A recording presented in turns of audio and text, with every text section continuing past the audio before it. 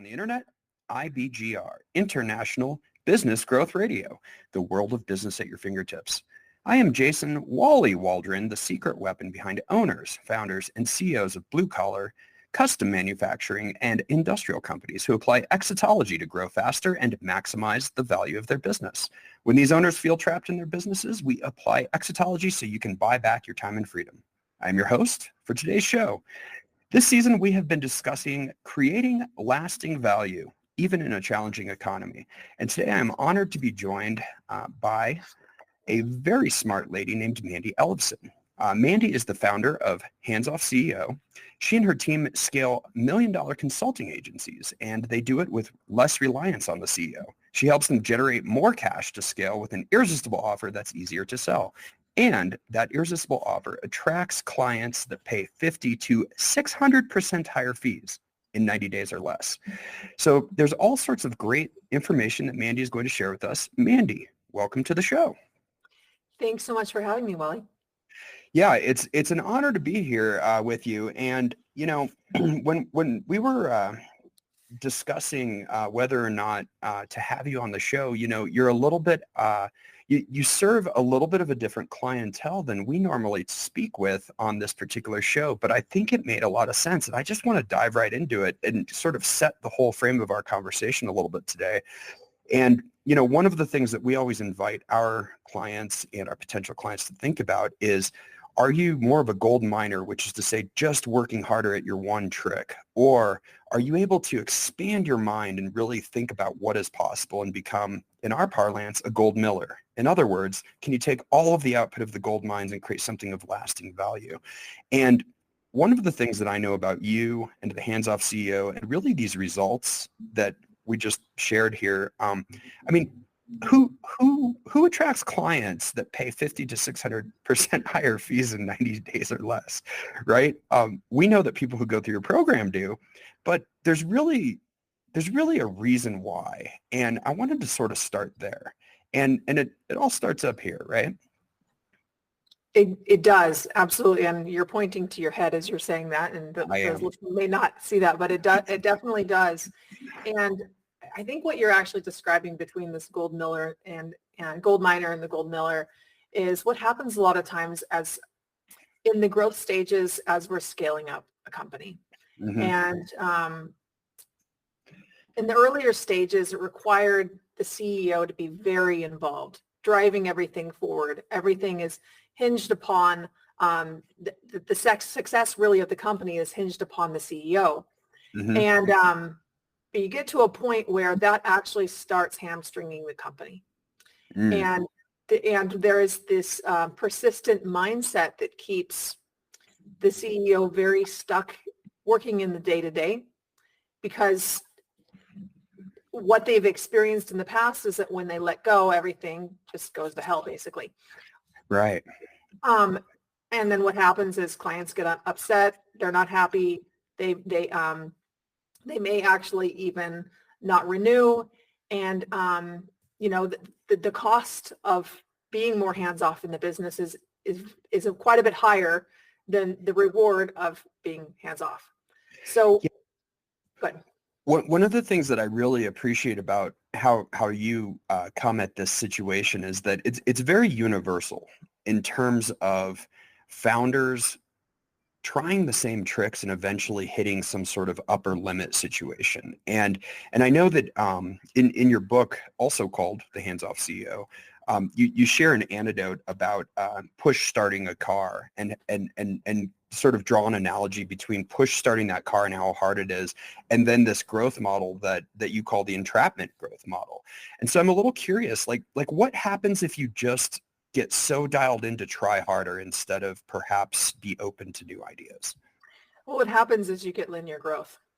And I know that for the kind of results that you create with your companies and your clients and your team does, like mm-hmm. you create a quantum level of growth, and that takes a different way of thinking.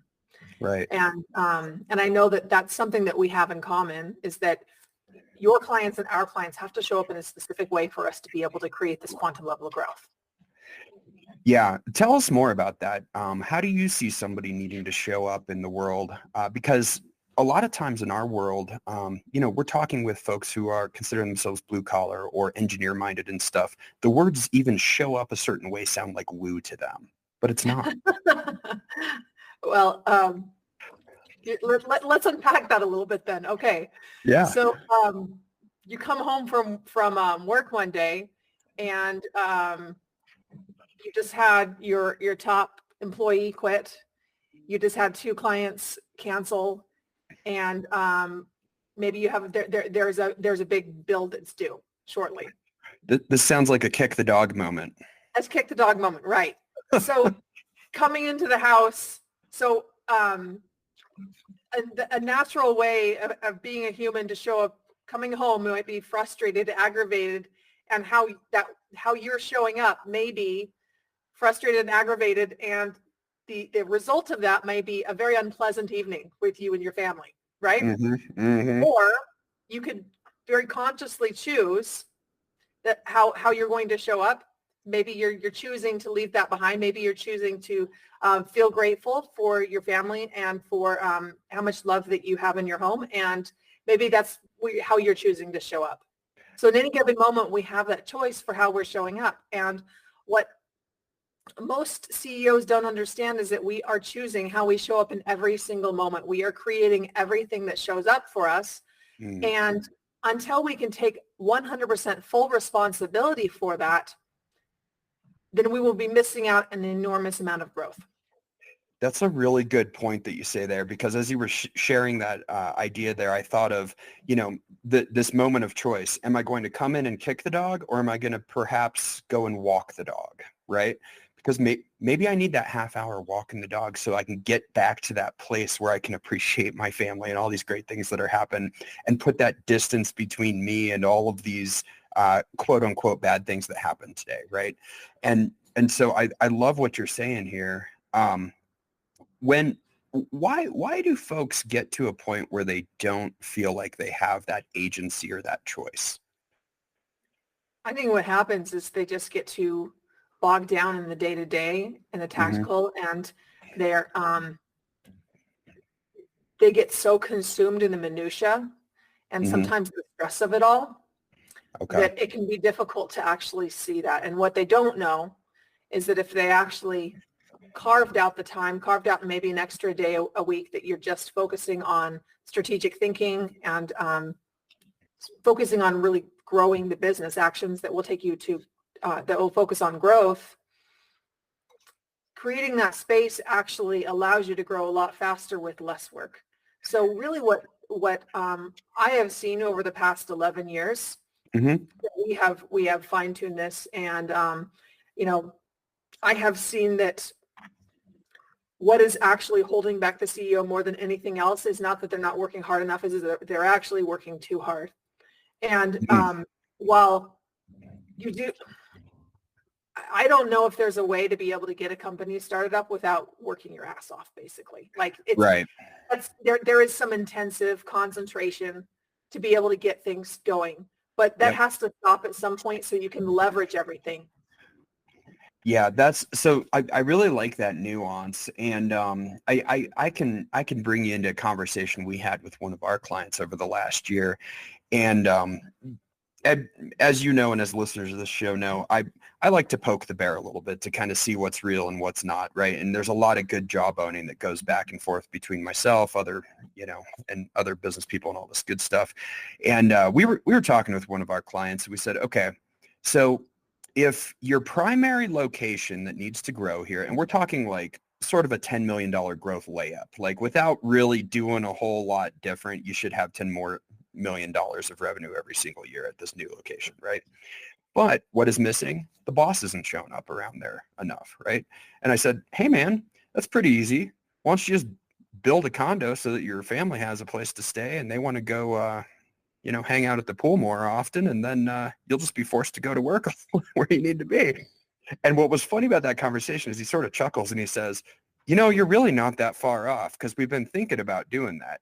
And so kind of to your point, and this is going to sound like the weirdest thing to a lot of people, but a lot of times go fishing twice as much as you did last year. Go hunting twice as much as you did last year. Go play golf. Whatever that thing is that gets you into analog creative mode and reconnected with the stuff that you really care about, do that, please. I think that's what you're really inviting people to do. Right, right. And I know that I've watched your journey over the years. I hope you don't mind me saying so. Not at all. And I have noticed a correlation that you have had more opportunities in your business and it's grown faster as you've taken more days skiing. Yes, exactly. And it's an interesting thing. And for the left brain listeners, I'm going to just put it out there like this. Constraints create creativity. So forced constraints, and I mean forced positive constraints, right? So whether it's get your skiing days in, get your golfing days in, go train for that marathon, whatever it is, there's that, right? So that's a very left brain thing that I could put on a chart for those folks who need that. But at the end of the day, what really happens, and we'll touch on this as we talk through this a little bit more today, is you have a place to put that, what we call that Superman energy, right? All that startup energy that was a grind at some point. To elevate your business, you actually have to take that elsewhere. Is this fair? It's interesting to take that energy elsewhere. I've thought about it. I haven't thought about it from the perspective of like the free time. Obviously, we need to have that space, but I think that energy, you can channel that towards another area in the business where you can drive more growth. So, for example, if you're very hands-on in sales, you can still be hands-on in sales, but you can be hands-on in sales as an additional channel, and you can have your sales team delivering as an additional channel, and you could be going after, that maybe the $10 million deals, right? Right. And you kind of competing against your sales team in that way. So you're hands-on, but you're hands-on in the areas that are going to deliver the biggest impact for the business. That's just an example of one. Yes, I love that. And so we're going to kind of wrap up our thoughts here. Before we take a 2-minute break, Mandi, where can folks find out more about you and your materials? If you go to handsoffceo.com, you can download a summary of our new book, The Hands-Off CEO. We also have, you can check me out on LinkedIn, Mandi Ellefson. It's MandiEllefson. And you can connect with me there as well. Awesome. Folks, we're going to take a quick 2-minute break. You've been listening to the Exitology Unlock Your Profits, Unlock Your Potential show.